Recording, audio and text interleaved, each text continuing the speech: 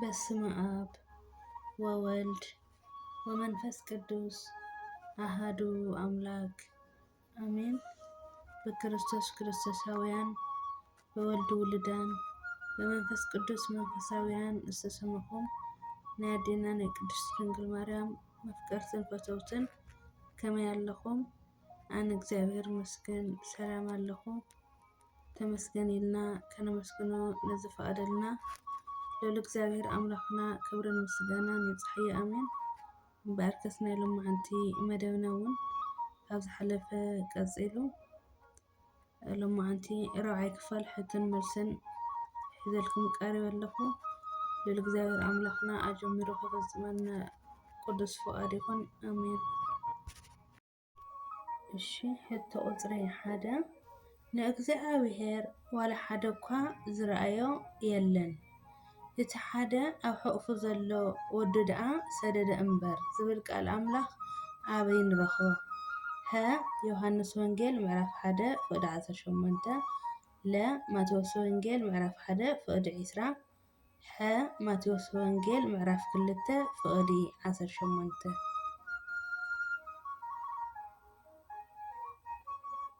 መልሲ ዮሃንስ ወንጌል ምዕራፍ 1 ፍቅዲ 18 ሕቶ ቁፅሪ 2 ካብዞም ዝስዕቡ ባህሪ እግዚአብሔር ዝኾነ ኣየናይ እዩ?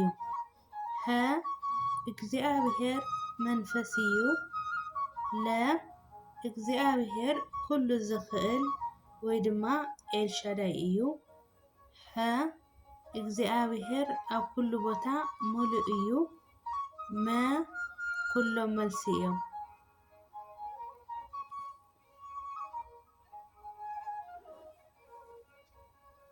መልሲ መ ኩሎም መልሲ እዮም።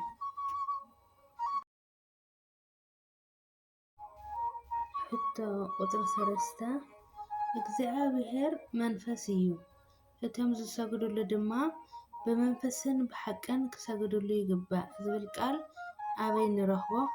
ሀ ማቴዎስ ወንጌል ምዕራፍ 5 ፍቅዲ 3 ለ ዮሃንስ ወንጌል ምዕራፍ 4 ፍቅዲ 24 ሐ ማቴዎስ ወንጌል ምዕራፍ 3 ፍቅዲ 5 መልሲ ለ ዮሃንስ ወንጌል ምዕራፍ 4 ፍቅዲ 24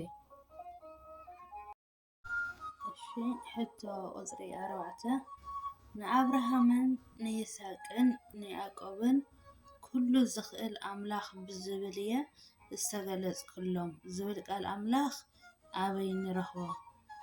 ሀ ዘፍጥረት ምዕራፍ 1 ፍቅዲ 5 ለ ዘዳግም ምዕራፍ 5 ፍቅዲ 3 ሐ ዘፀአት ምዕራፍ 6 ፍቅዲ 3 መ መልሲ የለን። መልሲ ሐ ዘፀአት ምዕራፍ 6 ፍቅዲ 3 ሕቶ ቁፅሪ 5 እግዚአብሔር ብባህሪኡ ኣይልወጥን እዩ ነዚ ዝድግፍ ጥቕሲ ኣበይ ንረክብ? ሀ መፅሓፈ ሚልክያስ ምዕራፍ 3 ፍቅዲ 6 ለ መዝሙረ ዳዊት ምዕራፍ 102 ፍቅዲ 27 ሐ መፅሓፈ ያዕቆብ ምዕራፍ 1 ፍቅዲ 17 መ ኩሎም መልሲ እዮም። መልሲ መ ኩሎም መልሲ እዮም። ሕቶ ቁፅሪ 6 ካብዞም ዝስዕቡ ፍልፍላተ ነገረ መለኮት ካብ ዝበሃሉ ዝኾነ ኣየናይ እዩ? ሀ ኣስተርእዮ እግዚአብሔር ለ ትውፊት ሐ መፅሓፍ ቅዱስ መ ሂወተ ኣበው ሰ ኩሎም መልሲ እዮም። መልሲ ሰ ኩሎም መልሲ እዮም። ሕቶ ቁፅሪ 7 ዓይነታት ኣስተርእዮ እግዚኣብሔር ዝበሃሉ ክንደይ እዮም? ሀ 5 ለ 2 ሐ 3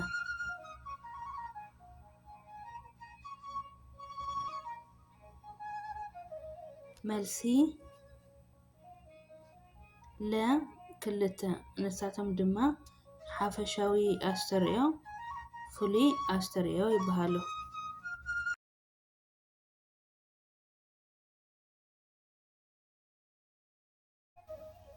ሕቶ ቁፅሪ 8 ካብዞም ዝስዕቡ ሓፈሻዊ ኣስተርእዮ እግዚኣብሔር ዝኾነ ኣየናይ እዩ?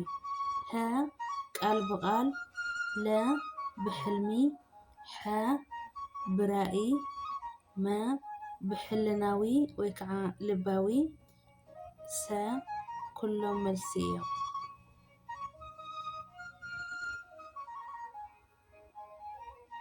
መልሲ ሰ ኩሎም መልሲ እዮም።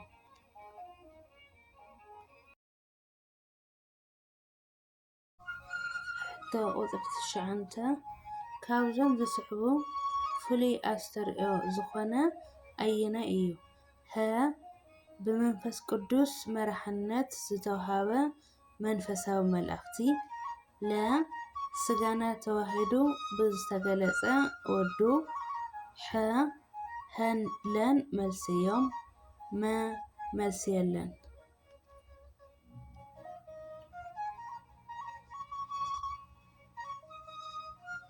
መልሲ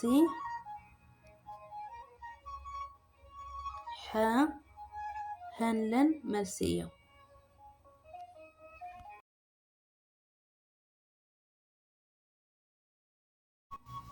እሺ ሕቶ ቁፅሪ 10 ካብዞም ዝስዕቡ ባህርያት መላእኽቲ ዝኾኑ ኣየኖት እዮም?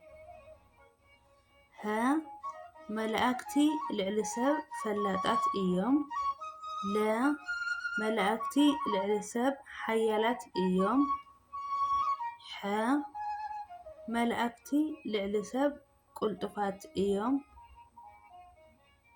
መ ኩሎም መልሲ እዮም።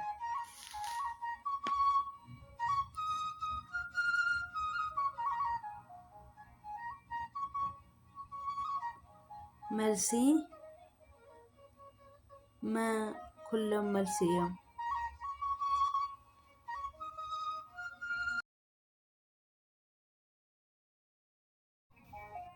እሺ እምበኣር ኣላዒሉ ዘጀመረና ኣጀሚሩም ዘፈፀመና ልዑል እግዚኣብሔር ኣምላኽና ክብርን ምስጋናን ኣምልኾን ውዳሴን ይብፅሓዮ ኣሜን። ኣብ ዘወደቅኩ ዘንጠፍዎ ብኣፈ ትጓሃን መላእክቲ ይተኣረመለይ ኣሜን። ብምቕፃል ንትገብሩለይ ሓገዝ ንትህቡኒ ሓሳብን ምክርን ብጣዕሚ እየ ለመስግን። ሕጂ እውን ሓሳብኩምን ምክርኩምን ኣይፈለየኒ። ወስብሐት ንእግዚኣብሔር ኣሜን።